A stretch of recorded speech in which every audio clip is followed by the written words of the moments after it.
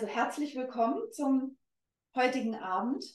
Wir sind jetzt hier heute zusammen alle im Wohnzimmer beim Axel in der Nähe von Solothurn in der Schweiz. Und ich freue mich sehr, dass ihr dazu geschaltet habt und dass ihr meiner Einladung gefolgt seid. Gebt mir einen Moment Zeit, um mich jetzt an diese etwas ungewohnte Situation anzupassen.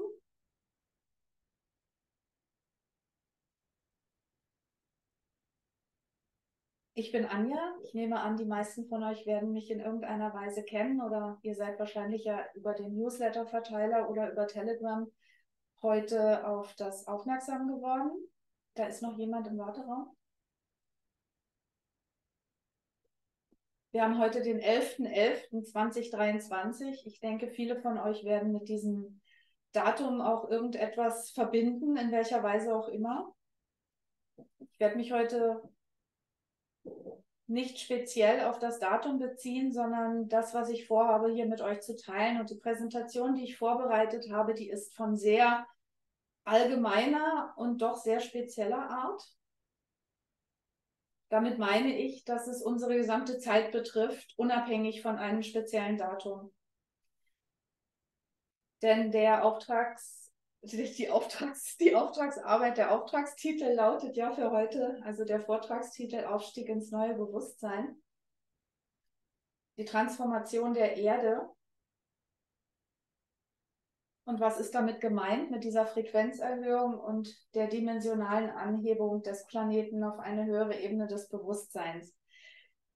Ich gehe davon aus, dass die meisten von euch vieles von dem, was ich hier jetzt heute teile, inhaltlich, prinzipiell schon mal in der einen oder anderen Weise gehört haben. Ich werde mein Bestes geben, eine gute Zusammenfassung mit euch zu teilen und euch zu unterhalten, euch einen schönen Abend, für uns alle einen schönen Abend zu gestalten. Und ich beginne damit, dass ich uns einen Überblick gebe über die Inhalte, die ich vorbereitet habe.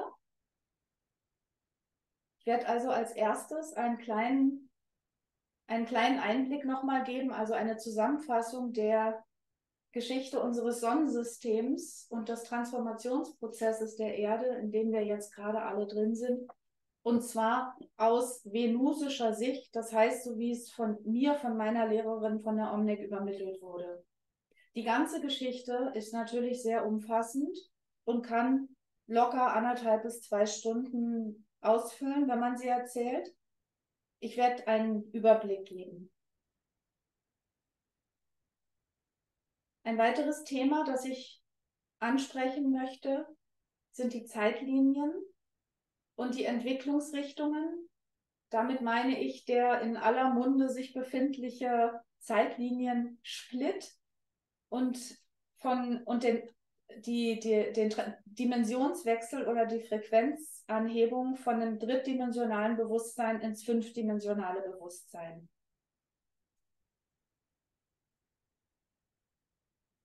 Da wir ja alle sehr, sehr nah mit der Venus verbunden sind, also die heute hier mit mir zusammen sind, gehe ich davon aus, dass ihr über die Omnic-Venus-Linie mit mir bekannt seid. Wahrscheinlich haben viele von euch auch Omnics Buch gelesen oder auch mein Buch gelesen. Oder ihr seid auch mit der ganzen Venus-Verbindung, mit den Venus-Botschaftern in gewisser Weise vertraut. Ich möchte also auch darüber noch einmal eine Auffrischung geben, einen Einblick geben in die Verbindung zwischen der Erde und der Venus und die Geschichte der Einflüsse, die die Venus auf die Erde und den jetzigen Transformationsprozess hat, und zwar übermittelt durch die Hilfe von menschlichen Botschaftern. Und dann gehen wir direkt zu uns, und zwar in die jetzige Zeit, in den galaktischen Menschen und das 12-fache Chakrasystem werde ich einen Einblick geben. Und wie ihr wahrscheinlich in meinem Newsletter gelesen habt, wenn ihr den Überblick gelesen habt, dann habt ihr auch gesehen, dass ich den dunklen Kristall erwähnen möchte. Das ist ein Film. Ich habe jetzt hier so ein bisschen die Frage gestellt, ist das nun ein Muppet-Show-Film oder ist es eine prophetische Aufstiegsdoku? Der Film ist von 1982, also manche von euch werden ihn vielleicht kennen. Und für diejenigen, die ihn nicht kennen oder die ihn vielleicht wirklich vor 30 oder 40 Jahren mal gesehen haben, werde ich ihn ein wenig vorstellen und auch erklären, warum ich ihn hier mit in dieses ganze Thema mit reinnehme. Dafür gibt es natürlich gute Gründe. Dann werde ich den Sonnenblitz erwähnen oder den Solar Flash, der auch ein kosmisches Ereignis, als kosmisches Ereignis oder das Event bekannt ist. Die Reise der Seele durch die Ebenen des Bewusstseins und die Überseele. Und Zwillingsflammen. Was sind Zwillingsflammen? Jesus Christus und Maria Magdalena. Die Wiederkehr der Energien von Jesus und Maria Magdalena. Und das, was in Wirklichkeit alles hier durchzieht und was aus meiner Sicht auch wirklich die Essenz und das Wesentliche des Ganzen ist, ist die bedingungslose Liebe, die göttliche Liebe, die höchste Liebe.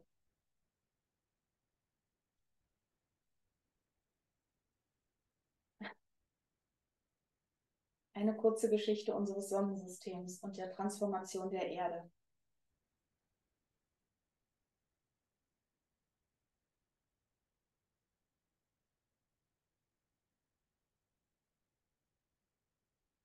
In Kurzform. Ich weiß, dass es zu diesem Thema ganz viele verschiedene Geschichten gibt. Und ich habe diese Geschichte auch nicht empfangen aus einer eigenen Akasha-Chronik-Lesung oder aus einer besonderen Innenschau. Ich teile sie so, wie ich sie von der Omnek übermittelt bekommen habe.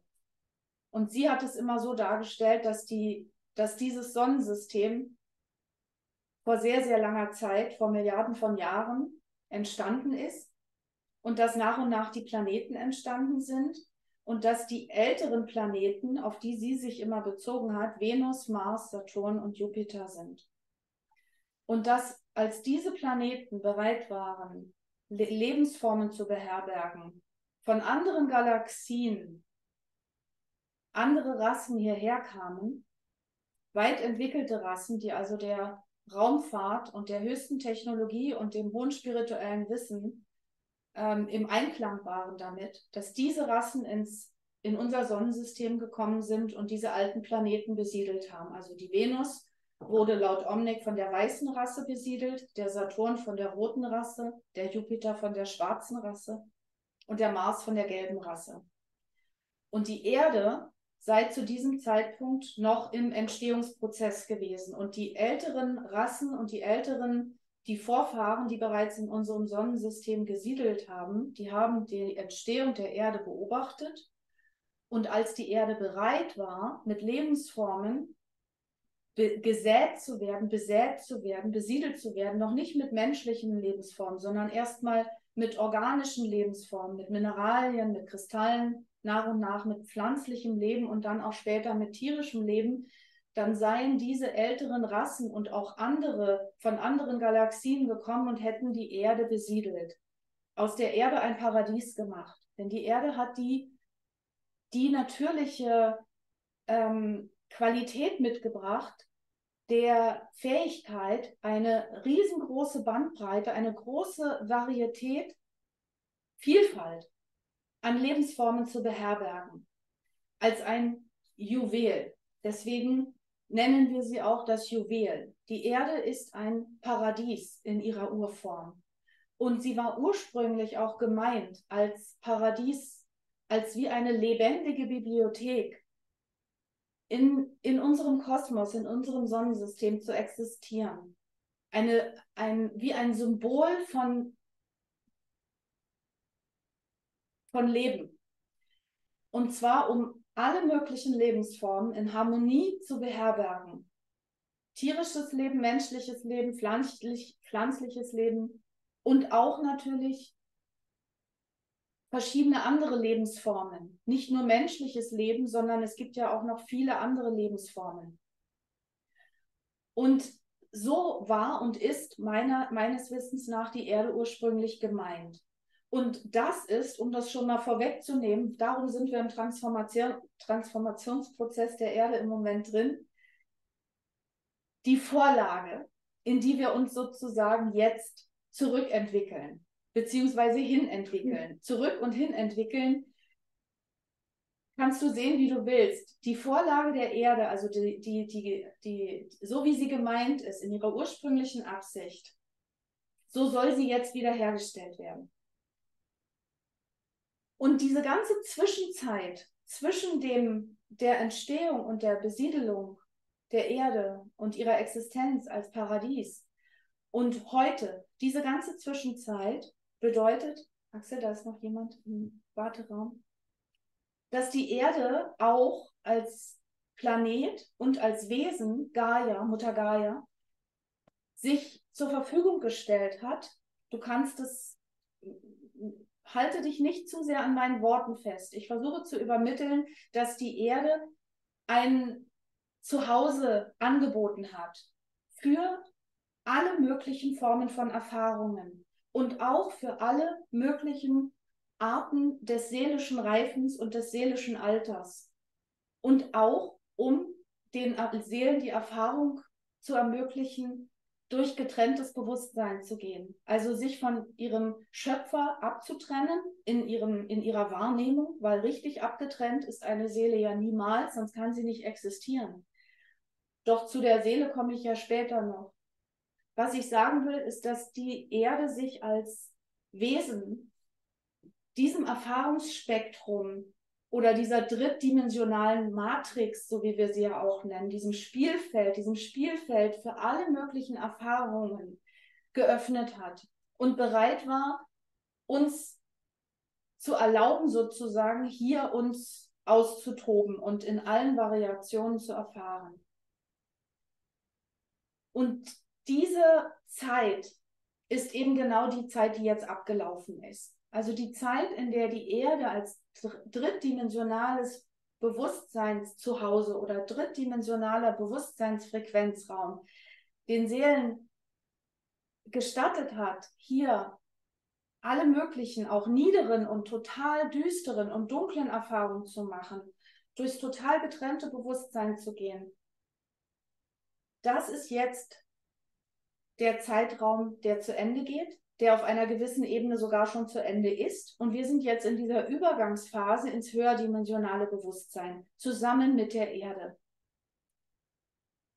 Und ich bin sicher, viele von euch kennen das im Wesentlichen. Ich komme aber später natürlich, ich bin immer noch am mich warm sprechen. Ich nehme jetzt ein paar Punkte rein, die ihr wahrscheinlich schon mal gesehen habt, wie vielleicht auch dieses Bild.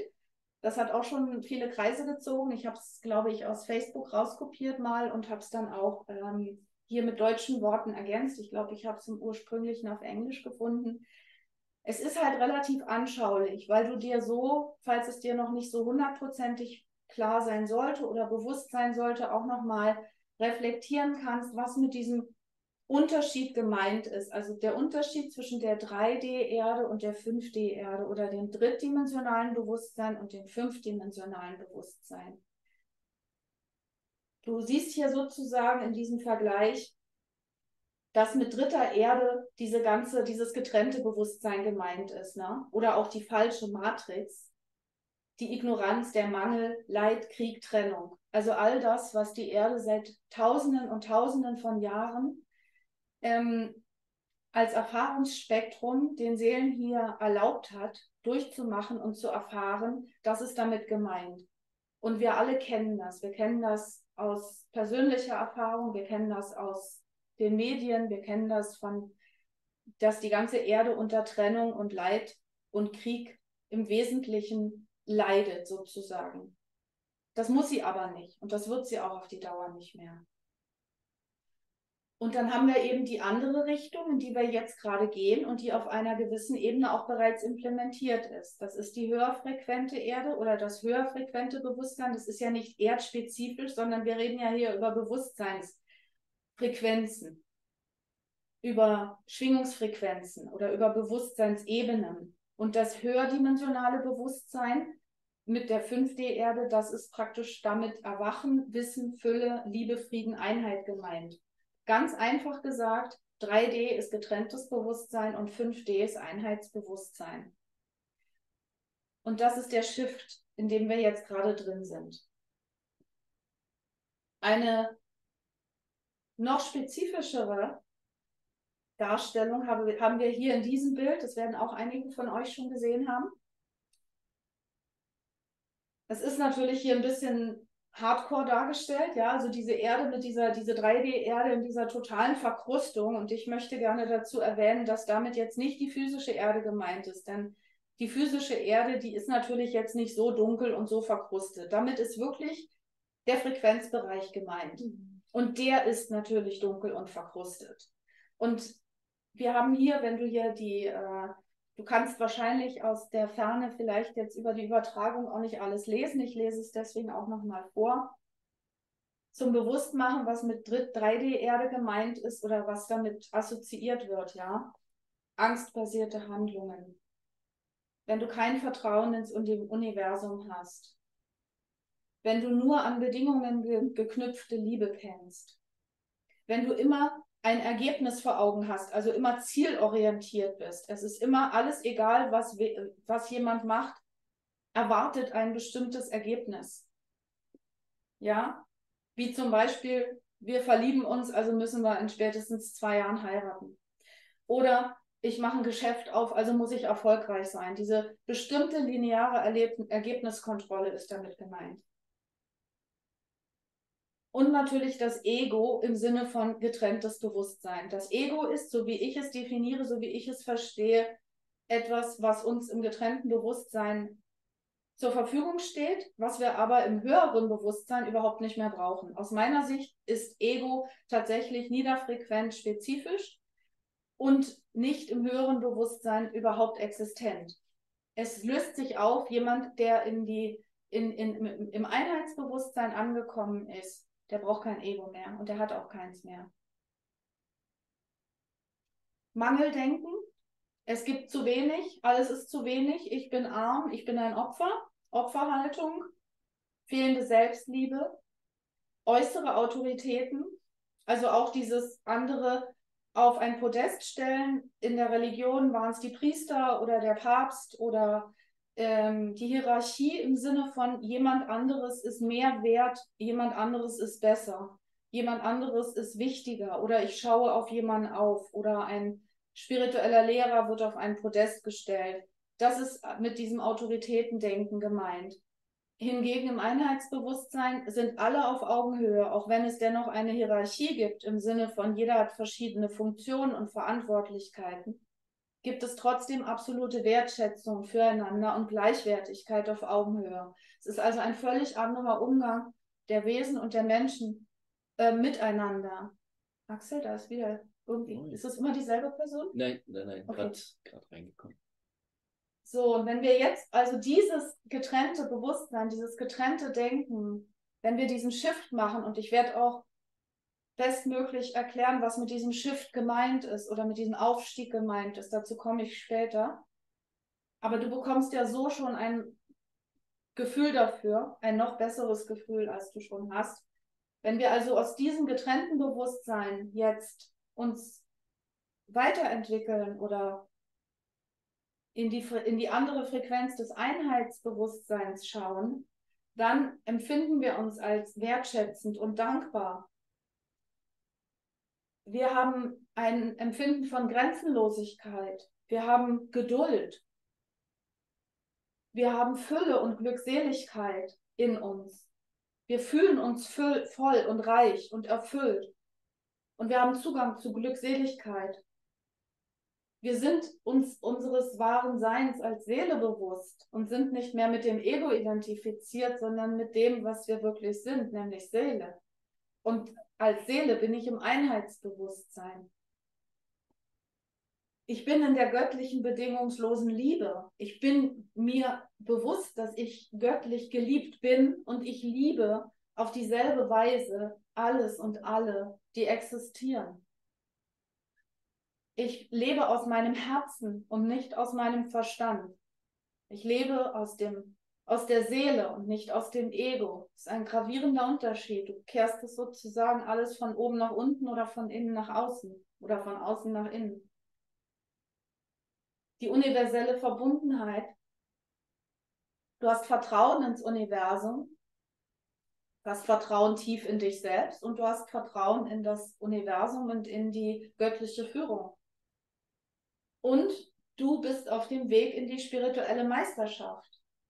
Du hast also ein ganz anderes Werteempfinden. Bestimmte äußere Werte spielen keine Rolle, sondern spirituelle Entwicklung ist dir wichtig. Du willst lernen, du willst als Seele Erfahrungen machen und reifen und gedeihen und das Universum und die Welten und dich als Mensch erkunden. Und das ist der Weg der spirituellen Meisterschaft. Du hast also ganz andere Prioritäten und kümmerst dich um diesen Weg. Und der ist dir wichtig.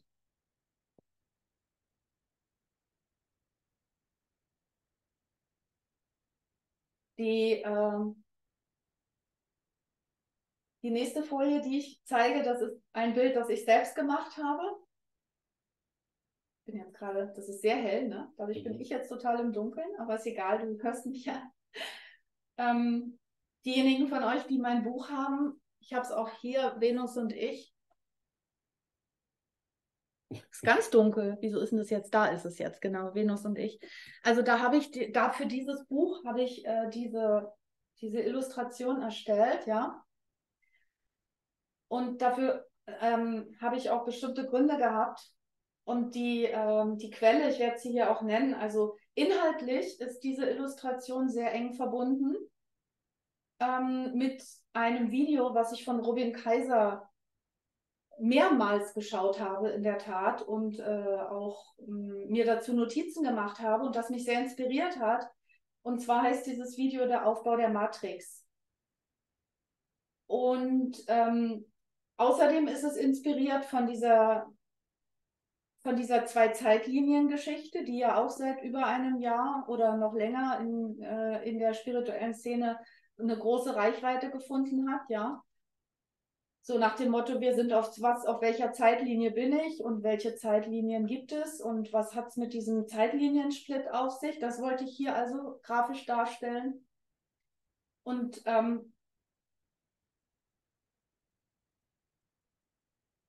genau. Und was mir persönlich darin besonders wichtig ist und war auch zu vermitteln, dass es nichts außerhalb von Gott gibt. Also mit Gott, um das kurz zu sagen, meine ich einfach die Urquelle der Schöpfung, die schöpferische Kraft, die alles, was ist, aus sich selbst heraus erschaffen hat und erschafft. Und zwar aus purer Liebe zu sich selbst, weil Gott sich selbst so liebt, dass es durch seine Schöpfung niemals aufhört zu existieren. Und durch seine Schöpfung immer fortfährt zu wachsen, sich auszudehnen. Dafür gibt es kein Ende. Es gibt keine Grenze für die Liebe und es gibt keine Grenze für die Schöpfung. Und aus dieser mächtigen Quellkraft heraus erschafft Gott oder diese göttliche Quelle oder die höchste Quelle, Sukmat, dafür gibt es viele Begriffe, Prime Creator, kontinuierlich und erschafft auch aus dieser Essenz heraus die Seelen. Dazu komme ich aber später noch in einer anderen Folie. Dieses Bild soll jetzt vor allen Dingen darstellen, dass es nichts außerhalb dieser göttlichen Quelle gibt. Also alles, was du hier sozusagen in diesem weißen Kreis siehst, ist Gott, ist ein Teil Gottes. Und selbst in der heruntertransformiertesten Matrix, die wir hier darstellen, die wir hier wiedersehen mit dieser kleinen verkrusteten Erde, ja, die in die Richtung von noch mehr Kontrolle geht, von noch mehr Manipulation, von Digitalisierung, von noch mehr Technologisierung. Also diese Zeitlinie sozusagen, von der viele von uns wissen, dass die irgendwo im Feld ist und die vielen auch Sorgen macht und so weiter, ja, die Zeitlinie des Transhumanismus. Selbst da ist immer noch ein Funken der göttlichen Essenz drin enthalten. Das soll diese Darstellung ausdrücken. Und weil es gibt ja religiöse Gruppen, die glauben daran, zum Beispiel, deswegen sage ich das, dass Gott und der Teufel wie Gegenspieler sind. Das sind sie in meiner Wahrnehmung oder in meiner Darstellung und so wie ich es kenne eben nicht. in Wirklichkeit ist dieses Getrennte oder auch das Teuflische oder das Satanische, was hier mit den Spiegelwelten gemeint ist, immer noch im Göttlichen enthalten, weil außerhalb des Göttlichen kann nichts sein. Das Weiße hier außen, um das noch, du kannst es nachlesen dann auch in meinem Buch, entspricht sozusagen der Urmatrix, dem göttlichen Einheitsbewusstsein, dem alles, was ist, der Quelle oder auch der kompletten, in diesem Fall hat der Robin Kaiser auch die Dimensionszahlen genannt, schließt sozusagen die 1. bis 12. Dimension in sich ein.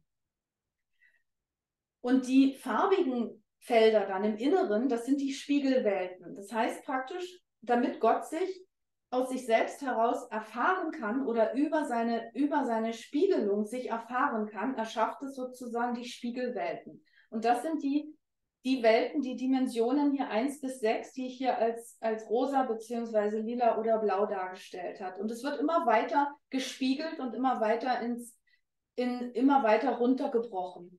Und diese 4. Matrix hier zum Beispiel, die hier blau dargestellt ist mit dieser verkrusteten Erde, die entspräche einer 2D-Welt oder dieser digitalen Matrix in virtueller Welt. Und hier würde ich jetzt heute was korrigieren. Jetzt als Option Übergang aus 3D, ich würde sagen, nicht mehr.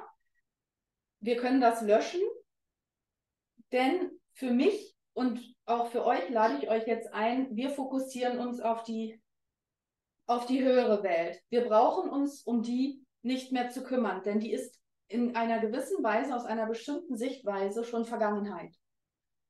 Und sie ist nicht deine Zukunft. Wenn du hier heute mit uns verbunden bist und wenn wir hier zusammen im Feld sind, dann haben wir uns dafür entschieden, als Seelen in ein höherdimensionales Bewusstsein uns zu entfalten.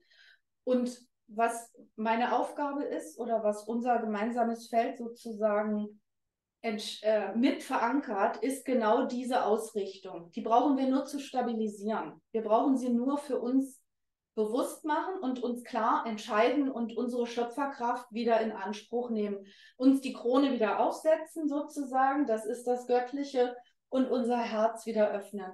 Krone, Kronenchakra und Herzchakra sind die Keys, die Hauptschlüssel, die Eingangsschlüssel. Wenn wir uns darauf fokussieren, gehen wir auf jeden Fall in die höheren Welten. Und die Ausrichtung, die Aufmerksamkeit, die Energie folgt der Aufmerksamkeit. Ich kann und will uns alle nur einladen und immer wieder daran erinnern. Wir brauchen den dunklen Welten, dem getrennten Bewusstsein, der Angst, dem Zweifel und dem Alten, dem Vergangenen, dem, was in den Medien immer noch propagiert wird, keine Aufmerksamkeit mehr zu geben. Es ist unsere individuelle Schöpferkraft und unsere Entscheidung, was wir mit unserer Schöpferkraft machen.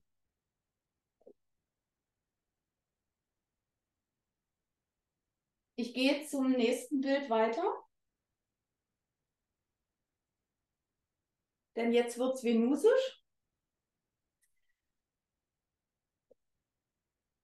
Die Venus-Erde-Verbindung.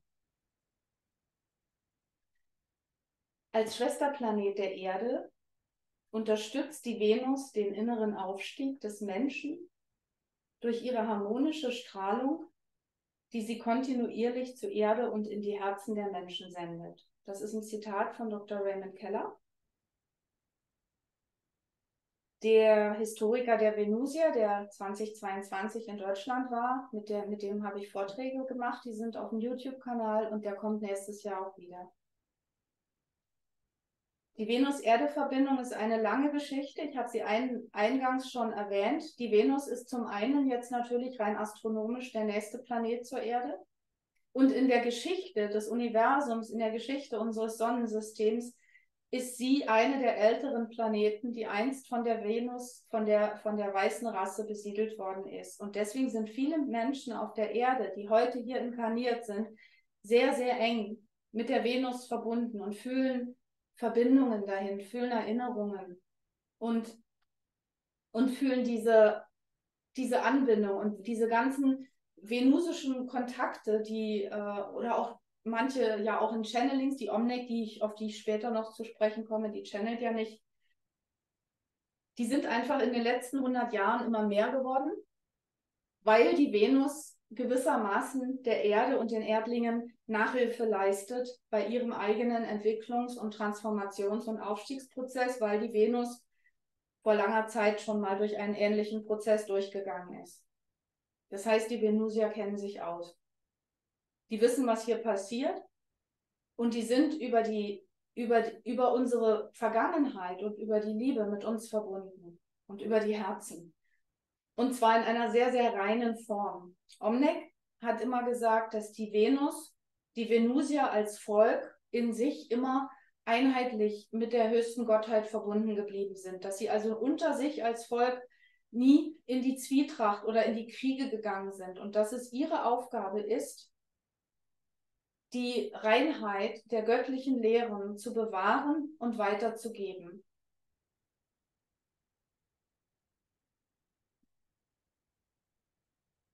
Und vor diesem Hintergrund fingen auch die Kontakte mit den Erdlingen von Venusiern letztes Jahrhundert an, um hier nach und nach die Information und die Venusenergie wieder herzubringen, gewissermaßen einzuspeisen. Denn die Erde, wie wir ja alle wissen, war über die ganzen Tausenden von Jahren in so einer großen Gefangenschaft und in so einer großen Dunkelheit, dass die Unterstützung, um den Menschen und der Erde beim Aufstieg und bei der Entwicklung zu helfen, von sehr vielen Quellen nötig war und ist. Es sind ja nicht nur die Venusier, es sind ja auch viele andere Sternsysteme und Gruppen und Völker und stoffliche Wesen, also physische Wesen und nicht physische Wesen mit diesem Aufstiegsprozess. Die Aufmerksamkeit liegt also von vielen, vielen Seiten und aus vielen Aspekten und von vielen Völkern und Planeten auf der Erde. Es ist nicht nur die Venus. Meine Verbindung ist eben die Venus.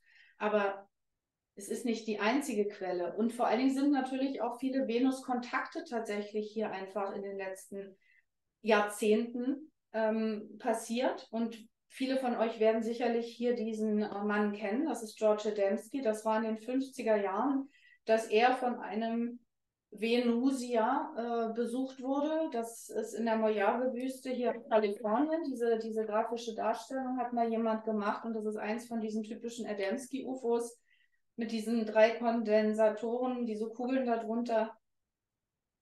Und Adamski war auch in den 60er Jahren in Europa, hat darüber Vorträge gehalten und hat angefangen, über diese Kontakte und über die Einflüsse von anderen Planeten zu sprechen, hier unter uns. Das war natürlich eine harte Nummer zur ersten Zeit. Ein anderer Kontakt, der auch ein Venus-Kontaktler war, das ist hier ein Paar, also das ist Howard Mentor und seine Frau Connie.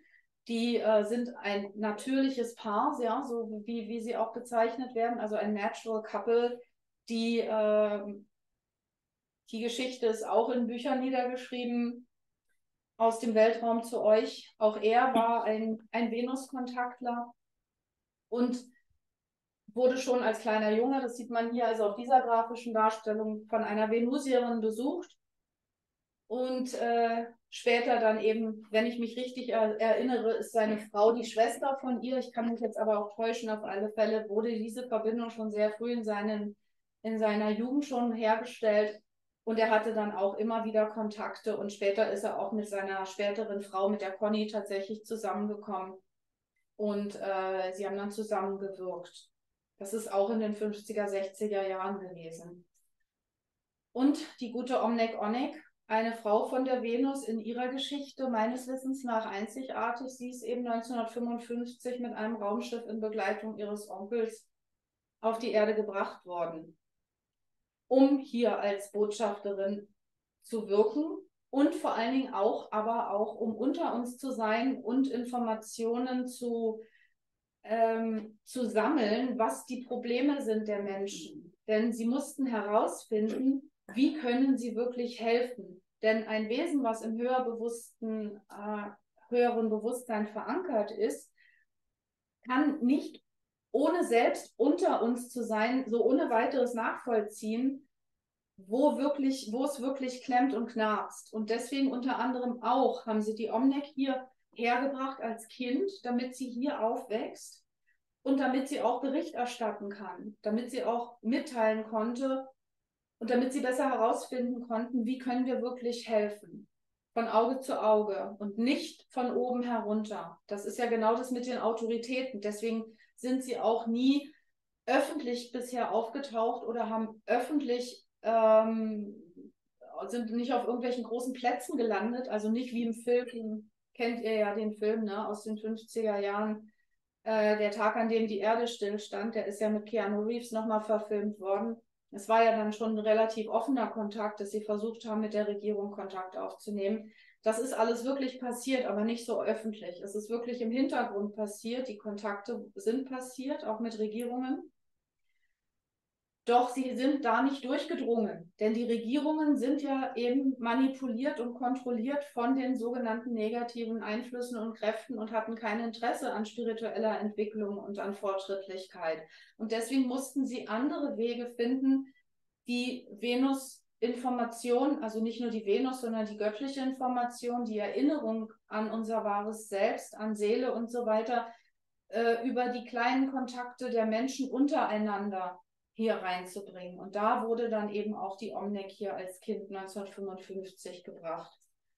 Ja, und heute, das sind Omneck und Ray heute, also das war jetzt im Sommer 2023 in Mount Shasta, da habe ich dieses Foto gemacht, also das Teutonia im Hintergrund, das habe ich natürlich reingebastelt, weil das einfach so schön harmonisch zusammenpasst, die beiden auch wie Seelenköpfe zusammenstecken. Das ist natürlich schon ziemlich mächtig, ja, wenn man sich das energetisch vorstellt, dass wir einen Venus-Historiker und eine Venus-Botschafterin, die sind sich 2018, also physisch das erste Mal begegnet. Und eine physische Begegnung von zwei doch so hochentwickelten, fortschrittlichen Seelen, die macht schon was. Und die macht auch was mit dem Erdfeld. Und das sind hier alles nur Symbole, das sind alles nur Beispiele. Denn Ähnliches passiert ja auch unter anderen Menschen und unter anderen Kontakten überall auf der Welt. Und überall, wo hochentwickelte Seelen verankert sind, agieren, auch lehren oder mit Menschen verbunden sind und sogar physische Verbindungen eingehen, verstärkt das Lichtfeld. Es erschafft Felder von noch mehr Licht und noch mehr Liebe und erschafft neue Wellen von Freude und von Liebe und von Begeisterung und von Verbindung mit dem Göttlichen. Und das multipliziert sich und pflanzt sich nach und nach wie ein Ripple-Effekt, also wie wenn du einen Stein ins Wasser wirfst und es schlägt Wellen und das multipliziert sich. Und das ist das, was nach und nach die Matrix bricht. Diese Lichtfelder, diese Lichtbubbles und Lichtsäulen durch die Herzen, durch die Verbindungen hier im Physischen brechen letztlich die Strukturen, die festgefahrenen Gefängnisstrukturen, die hier seit Tausenden von Jahren die Menschheit und die Erde in der Kontrolle haben. Das bröckelt und muss nach und nach durch die Frequenzerhöhung auch den Planeten verlassen. Ah, muss man mal Luft holen, oder? Muss ich mal Luft holen. Wasser nicht vergessen. Wasser nicht vergessen, genau. Ja, wenn ich euch jetzt alle sehen könnte, das wäre natürlich, es ist wirklich, ich meine, stellt euch mal vor, weißt du, ich habe, Gott sei Dank habe ich hier zwei Menschen zu sitzen, aber es wäre nochmal was anderes, wenn ich Reaktionen sehen oder hören könnte. Wir machen auch gleich nochmal, wenn ich durch bin, dann können wir auch gerne uns noch ein bisschen austauschen, wenn ihr möchtet. Aber jetzt fahre ich einfach mal fort. Das ist Berieselungsabend.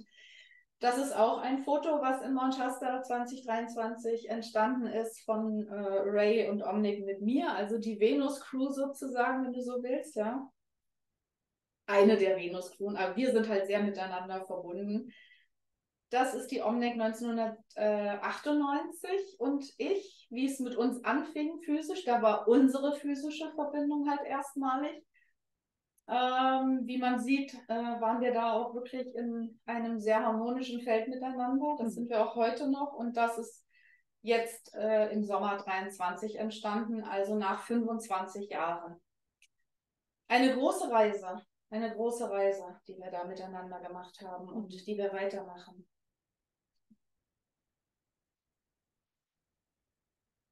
Der galaktische Mensch. Der galaktische Mensch, diese Illustration habe ich auch irgendwo gefunden. Also manche Bilder sind einfach sehr anschaulich, ja. Also der wirklich voll erwachte Mensch, der ist, wie du sehen kannst, nach oben und nach unten geöffnet und übers Herz, also ein wirklich herzbasiertes Lichtwesen, was vollkommen im Einklang und verbunden ist mit der schöpferischen Kraft, ist mächtig, es ist in der Liebe und es ist in der vollkommenen Anbindung ans Einheitsfeld.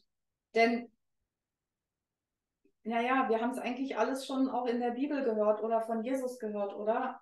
Wir sind nach dem Gesicht, nach dem Abbild Gottes geschaffen. Das sind wir wahrhaftig. Das ist die Seele. Die Seele wird aus Gott erschaffen. Die Seele ist ein Teil Gottes und die Seele bekleidet sich mit diesen Körpern, in denen wir jetzt hier rumlaufen und rumsitzen. Und über die Manipulation und die genetische Manipulation und die Kontrolle, die seit Tausenden von Jahren eben die Erde beherrscht hat und aus ihr praktisch einen Gefängnisplanet gemacht hat, also ein Gefängnisplanet für die Seelen, denn die Seelen waren gefangen in einem Loop, in einem Kreislauf von Wiedergeburt und Wiedergeburt und Wiedergeburt, waren in karmischen Fallen gefangen und haben kaum noch eine Möglichkeit gehabt, rauszukommen. Nur Einzelne, vielleicht ist mal einer ins göttliche Bewusstsein aufgestiegen, aber in Wirklichkeit waren wir gefangen. Und das ist jetzt gebrochen, also das ist schon frei. Die Seelen sind definitiv schon frei und haben jetzt die Wahl, eben aufzusteigen, in welcher Weise, das entscheidet jede Seele für sich individuell. Und wenn ein Mensch wieder vollkommen erwacht ist, im vollen Bewusstsein ist, dann können wir uns vorstellen, würde so ein Energiefeld aussehen. Ein vollständiges göttliches Wesen im menschlichen Körper. Auch dieses ist relativ anschaulich. Wir können hier also auch gut den Unterschied sehen vom Kraftfeld, vom Energiefeld. Ne? Also ein Mensch, der sehr, sehr angstbasiert ist, der also im getrennten Bewusstsein manifestiert und verankert ist. Also jemand, der wirklich komplett, wir alle waren vielleicht so und kennen auch Menschen, die so sind, die sind einfach angstbasiert, die leben ihre Leben in Angst, in Mangel, in Armut, als Opfer, als alles andere als Schöpfer, ne? Und da hast du nur ein ganz kleines Energiefeld. Du hast praktisch kaum schöpferische Kraft. Du hast gar keine Kraft und gar keine Macht über dich selbst, weil dein Bewusstsein oder deine Energie ist ja wie gekidnappt. Die wird ja sozusagen von anderen Kräften verwendet und nicht von dir selbst. Wenn du aber über die Herzchakra-Aktivierung und die Bewusstseinsausdehnung eben in dein Liebesfeld eintrittst, dann öffnen sich die Zentren, dann öffnen sich die Energiezentren nach oben, nach unten. Wir haben hier praktisch ein ähnliches Bild. Dann bist du herzbasiert in der Liebe und bist identifiziert mit dir als Seele und nicht mehr mit dir als Ego. Du bist identifiziert mit der Ewigkeit und nicht mehr mit dem Tod oder mit der Endlichkeit. Das ist ein völlig anderes Bewusstsein. Und das 12-fache Chakrasystem ist auch wiederum etwas, was mir so mitgeteilt wurde, dass es jetzt, also dass es schon seit Jahrzehnten mit dem Beginn der Transformation der Erde schon potenziell wieder implantiert wurde bei den Seelen, die auf jeden Fall als Lichtarbeiter oder auch als Sternsaat hier sind. Die mussten natürlich auch durch ihre Getrenntheit durch, aber bekamen dann im Zuge der Transformation das 12-fache Chakrasystem wieder zumindest schon mal latent implantiert und es erwacht nach und nach. Also es erwacht nach und nach. Und in den vergangenen Jahrtausenden, als wir noch komplett im dunklen Bewusstsein waren, da hatten wir zu den höheren Chakren gar keinen Zugang mehr, sondern praktisch nur zu den 6 physischen Chakren. Und das 7. ist ja sowieso außerhalb des physischen Körpers und verbindet jede verkörperte Seele immer mit ihrem göttlichen Ursprung, sonst könnte sie gar nicht existieren. Das ist immer der Punkt, der mit dem Göttlichen verbunden bleibt. Doch im Physischen waren praktisch nur die 6 Chakras zumindest so weit funktionsfähig und aktiv, damit der Körper überhaupt existieren konnte und funktionieren konnte. Doch solange das getrennte Bewusstsein vorherrschend war, waren es eben die unteren Chakren, also Überleben, Fortpflanzung und Ego oder Machtzentrum, aber egoistisches Machtzentrum, nicht ans Gott angebundene Machtzentrum, Primärdominanz. Und das ist genau das, was jetzt wieder nach und nach sich ändert, also was wieder zurückkehrt. Das heißt, die ganzen latenten und verlorenen und verborgenen Fähigkeiten, die erwachen wieder neu. Die Chakren kommen neu in die Öffnung, kommen neu in die Balance. Und der Weg geht dann auch darüber, dass der obere Chakrenkreislauf den unteren Chakrenkreislauf übernimmt. Das heißt, das geht so nach dem Motto, nicht mein Wille, sondern dein Wille geschehe. Wenn der Mensch also wieder ins höhere Bewusstsein erwacht und sich wieder auch dem Göttlichen hingibt, also sich wieder anvertraut, dem Leben, dem göttlichen Lebensfluss, dem Herzzentrum anstatt dem Ego und dem Verstand, dann dreht sich dieser Chakrenkreislauf um, beziehungsweise der obere Chakrenkreislauf übernimmt den unteren und Dinge wie Überleben oder wie Fortpflanzung und wie Machtzentrum bekommen eine göttliche Qualität und werden ganz anders funktionieren. Dann funktioniert der Mensch auch ganz anders. Und Partnerschaften und Sexualität und alle diese ganzen Geschichten, die werden als göttlicher Mensch ganz anders gelebt, als so, wie wir es bisher kannten. Das Gehirn funktioniert wieder als eins, das heißt, mit der Manipulation wurden natürlich auch die Gehirnhälften getrennt.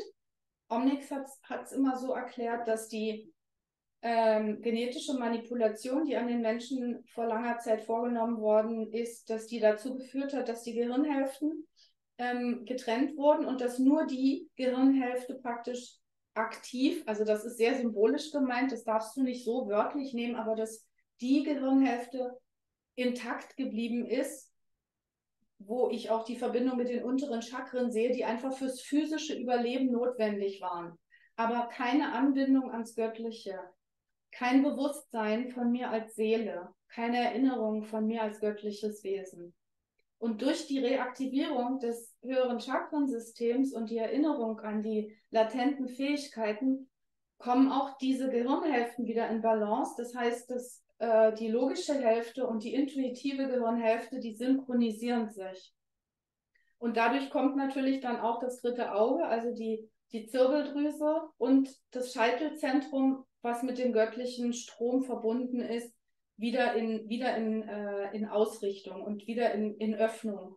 Dass man also auch intuitive Wahrnehmungen hat, intuitiv übers Herz fühlen kann, über die Intuition fühlen kann und sich auch göttlich führen lassen kann. Man braucht sich nicht mehr von Angst, von Kontrolle oder von Mangel oder von Ego steuern zu lassen, sondern eben vom innewohnenden Göttlichen. Das ist eine andere Form des Seins und des Erlebens. Dazu gehört natürlich auch, dass die innere Balance des Männlichen und des Weiblichen, das ist praktisch wie dasselbe, die analytische Gehirnhälfte und die intuitive Gehirnhälfte, die ja praktisch auch die weibliche, wenn du so willst, war oder ist, ja, die lange Zeit unterdrückt war, die minderwertig war, die nicht so wertvoll war, ne? Oder das kommt wieder in die Balance. Das unheile männliche, das dominante männliche und das lange Zeit unterdrückte weibliche kommt wieder in Balance. Beides wird also sozusagen wieder in seinen heilen Urzustand wiederhergestellt.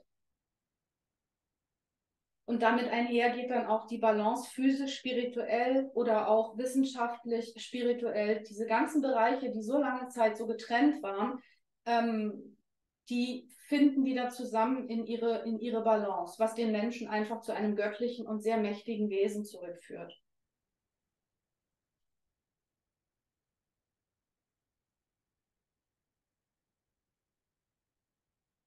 Der dunkle Kristall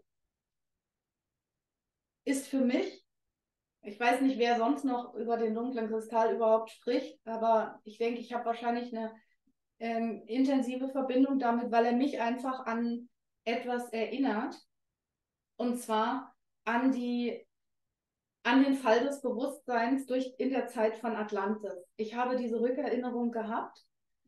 Ich habe sie auch immer noch. Ich kann mich also daran erinnern, dass diese Urwunde oder diese Urtrennung, wahrscheinlich ist sie früher schon mal passiert. Ich kann mich halt irgendwie, ich habe diese Verbindung mit Atlantis in mir wahrgenommen und in diesem Film wird es komplett genauso 1:1 symbolisch dargestellt, wie der Fall in die Trennung passiert ist und wie die Heilung passiert ist und die Rückkehr in die Einheit. Und die Helden in diesem Film sind sozusagen, ist dieses Pärchen, ja, die hier, Yen und Kira, das sind diejenigen, die dann dafür sorgen, dass die Welt wieder geheilt wird. Und die sind die zwei getrennten Welten. Also die symbolisieren diese gruselig ausschauenden, hier sind im dunklen Kristall, werden die Skexe genannt. Das ist der Kristall der Einheit. Und das sind die gutmütigen, weichen Urus. Da haben wir wieder diese Komponente zwischen dem männlichen und dem weiblichen, wenn auch in dem Fall zwei männliche Figuren, aber es ist irrelevant. Es ist von der Symbolik her genau dasselbe. Wir haben den Fall, wir haben die Trennung. Und diese Trennung hatte zur Folge in diesem Film, dass die Guten und die Bösen sozusagen wie in getrennten Welten gelebt haben. Und diese beiden Helden führen die wieder in die Einheit zurück. Und ich habe damit ihr ein besseres Gefühl dafür bekommt, weil ich kann ja nicht den ganzen Film erzählen, das wäre auch zu langweilig für die da jetzt keine besondere Resonanz zu fühlen. Doch wenn wir jetzt schon über Aufstieg sprechen und über Sonnenblitz sprechen wollen und über die Rückkehr in die Einheit, dann möchte ich euch einfach mal zeigen, wie das aussehen kann. Ich habe die letzte Sequenz, die geht 3 Minuten lang, aus diesem Film abgefilmt und werde die jetzt mal hier einspielen. Und dann siehst du, wie Vereinheitlichung des göttlich-männlich, göttlich-weiblichen in dir, in uns, in jedem Einzelnen, in der Welt geschehen kann und wie auch ein Aufstieg sich vorgestellt werden kann.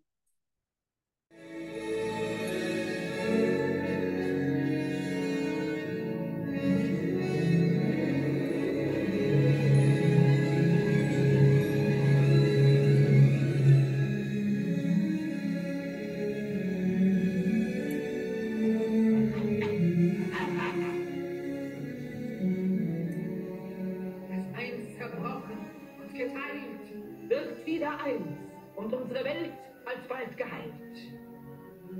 Wir sind wieder eins.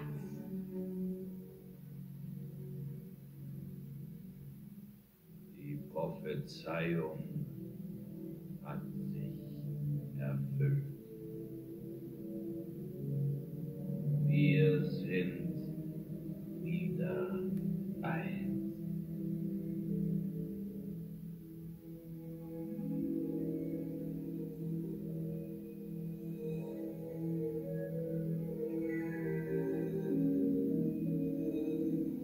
Unendlich langer Zeit haben wir in unserer Überheblichkeit und unserem Größenwahn den reinen Kristall zerbrochen und unsere Welt zerbarst.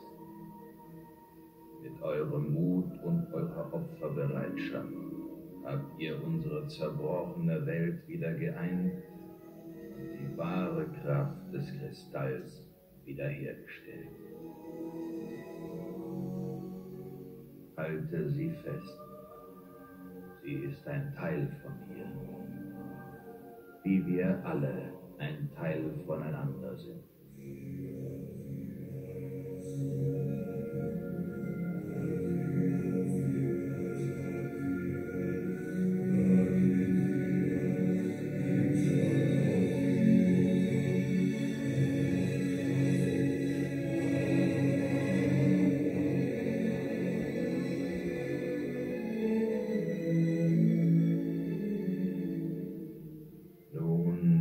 Lassen wir euch den Kristall der Wahrheit.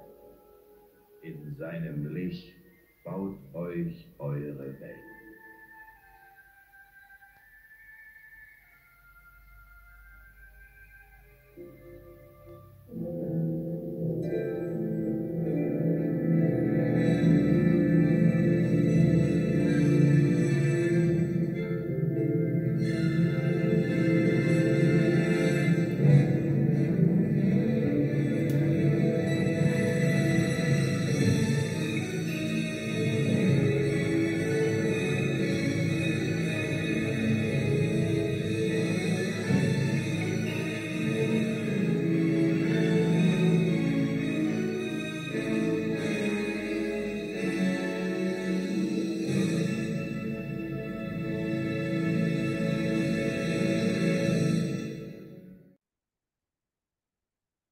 Also, das ist mal, wie es geht.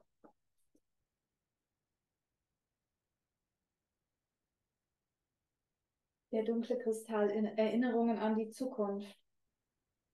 Ich zeige euch hier noch ein etwas selteneres Cover von diesem Film. Wir sehen hier also wiederum die weißen Urus, ja, das sind die Weichen, wie ich schon gesagt habe. Und wir haben hier im Hintergrund dieses Bild.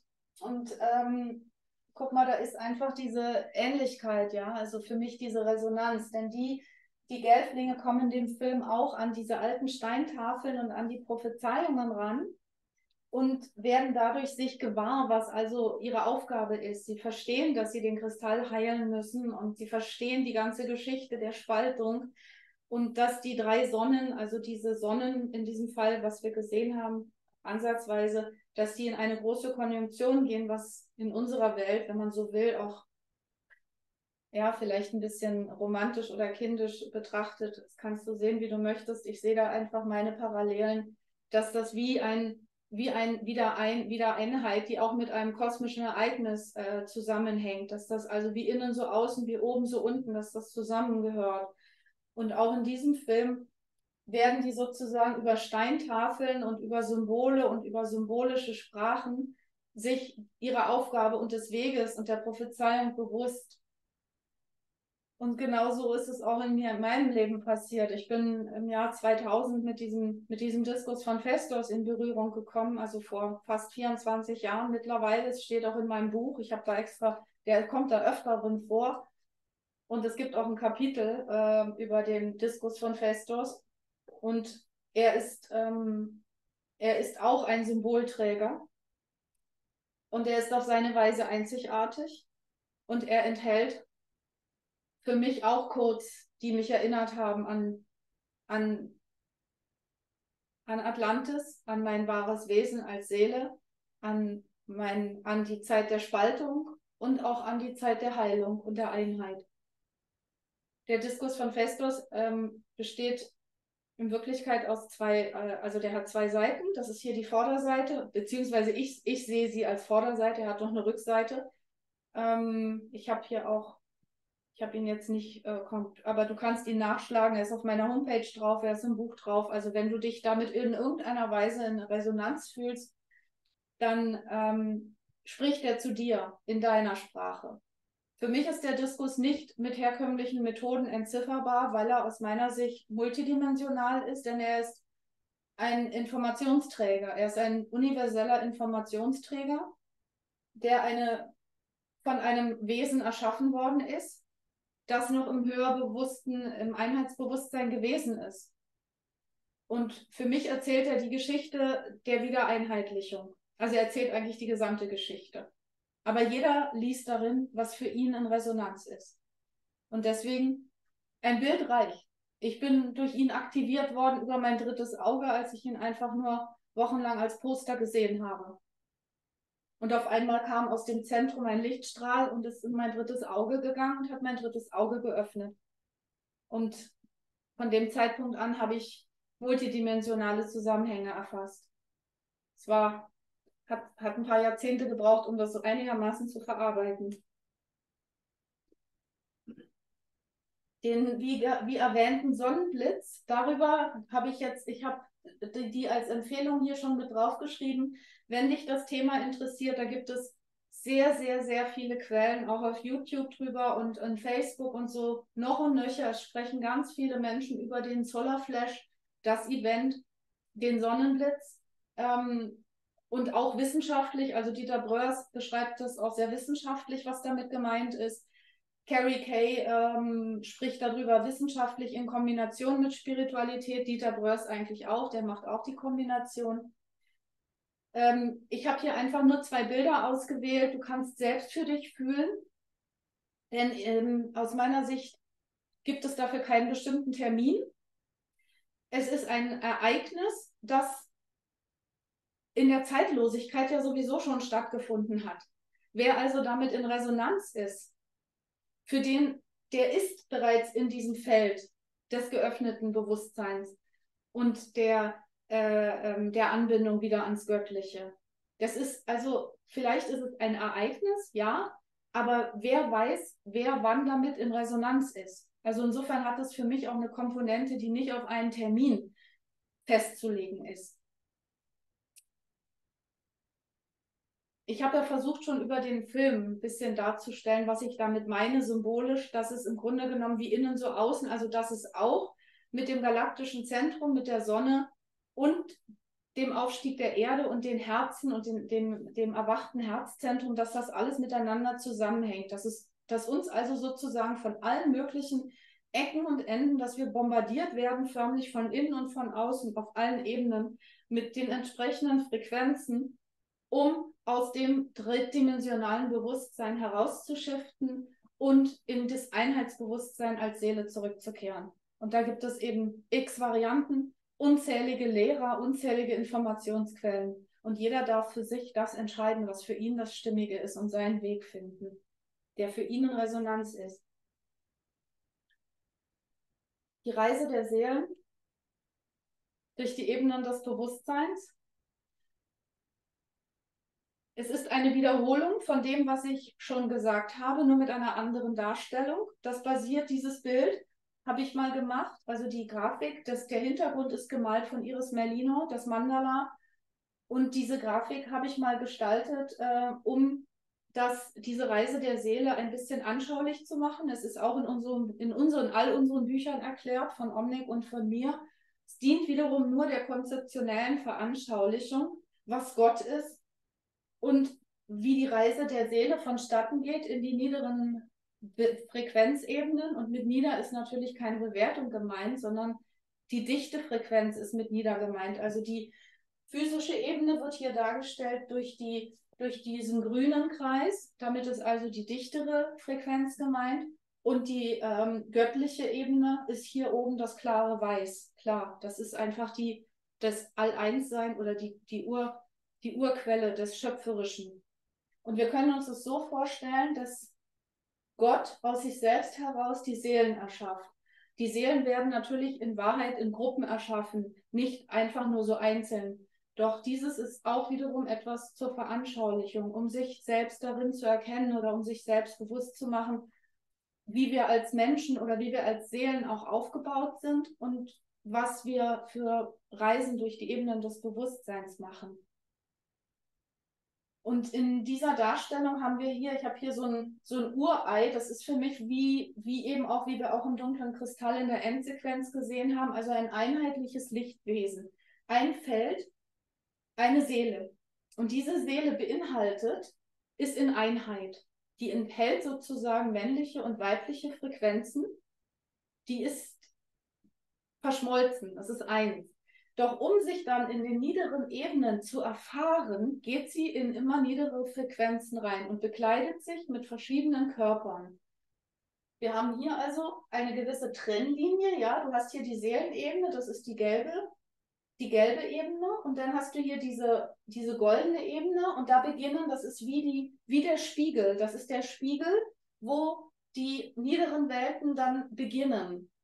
Und hier beginnt die Polarisierung. Das heißt, wir haben also die Polarität nicht nur im Physischen, sondern alle Welten unterhalb der Seelenebene sind polare Welten. Es gibt in allen polaren Welten die männlich-weibliche Energie als Frequenzunterschiede für die Dynamik, für die Erfahrung der Seele.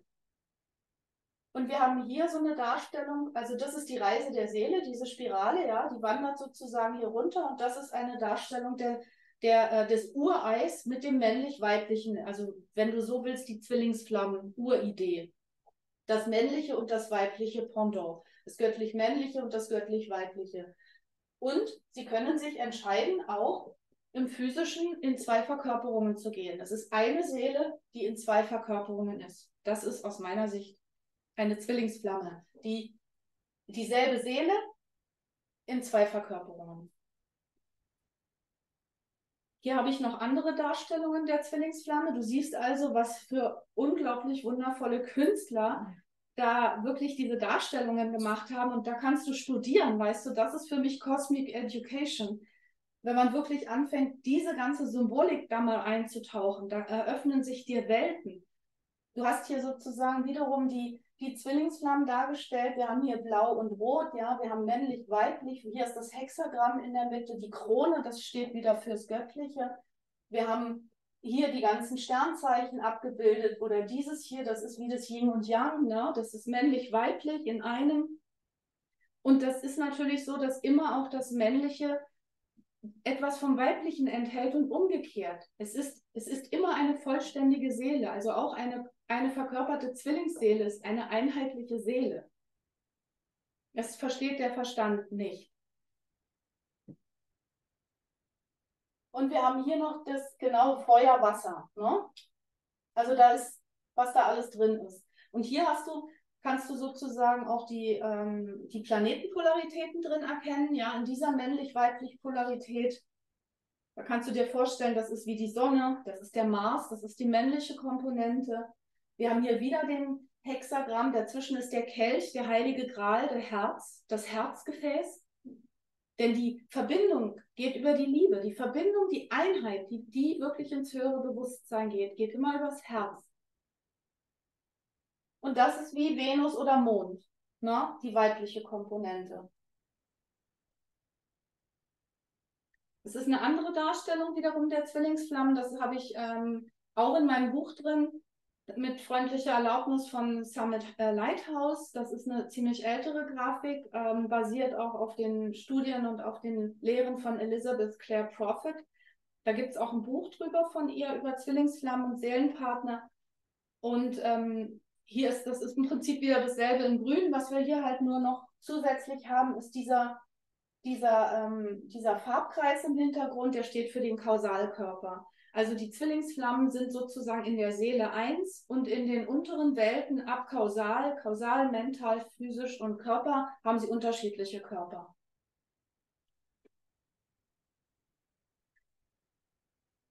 Die Überseele und Zwillingsflammen, das ist eine Darstellung der Überseele.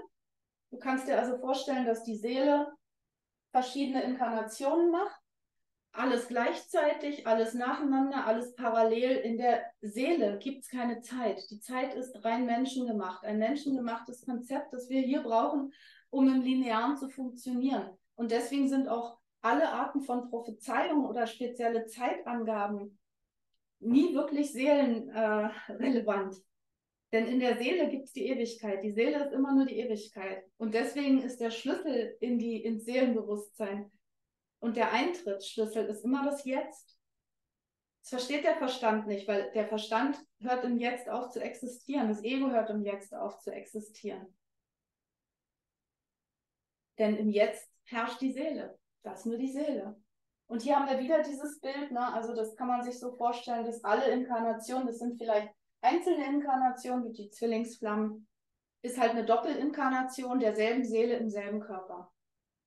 In zwei Körpern. Und die Information nimmt jetzt auch immer größere Kreise an. Also ist mir jetzt schon sehr oft begegnet und ich fühle und weiß irgendwo innerlich, dass das auch wahr ist, dass also auch Jesus und Maria Magdalena Zwillingsflammen waren, sind, ja, gewissermaßen sind, weil da gibt es auch kein Waren und kein Werden und kein Aufhören, denn es ist eine Einheit.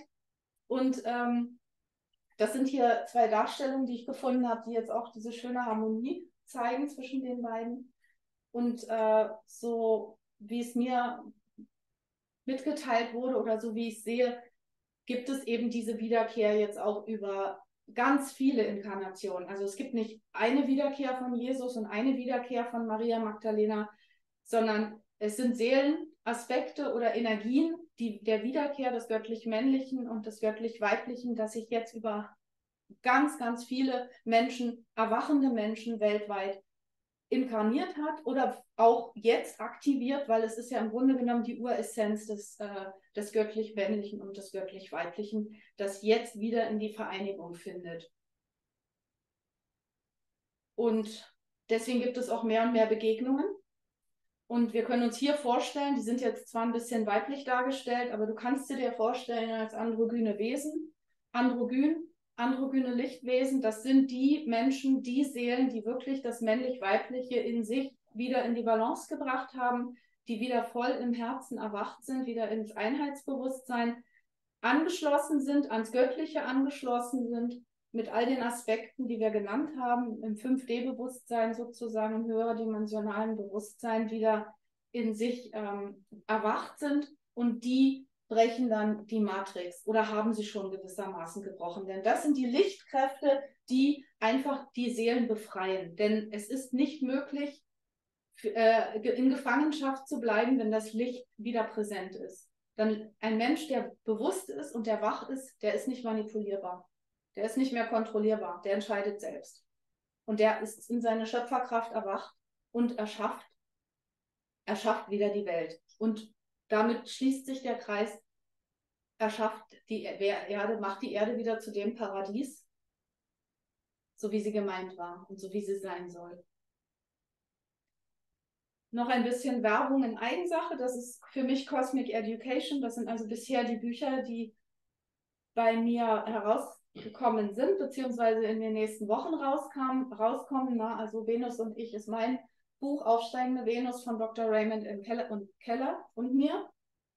Dann haben wir dieses Buch von Omnek und mir. Die 3 Bücher von Omnek erscheinen jetzt demnächst neu. Die habe ich gerade gestern in Druckauftrag gegeben. Die erscheinen laut Termin am 8. Januar. Ich werde aber voraussichtlich schon vor Weihnachten kleine Aussendungen machen können. Da arbeite ich gerade an einer sehr schönen Aktion mit Originalunterschrift von Omnek auch. Und die Evangelien von Thomas und Maria Magdalena. Wir haben hier auch wieder Maria Magdalena, die die Schriftrollen hochhält in das Licht der Venus. Auch das ist die Rehabilitierung des Weiblichen und der Aufstieg des Weiblichen, aber nicht um das Männliche zu dominieren, sondern um in die Heilung zu finden, zurückzufinden, in die Balance zurückzufinden, damit das Männliche und das Weibliche wieder in ihre Urqualität der geheilten Balance zurückfinden. Das ist die Qualität, in der wir jetzt drin sind. Tada! Und damit bedanke ich mich für die Aufmerksamkeit. Danke fürs Zuhören. Ihr hattet ja auch gar keine andere Chance, ihr da hinten hier stumm geschaltet in ihrem Zoom.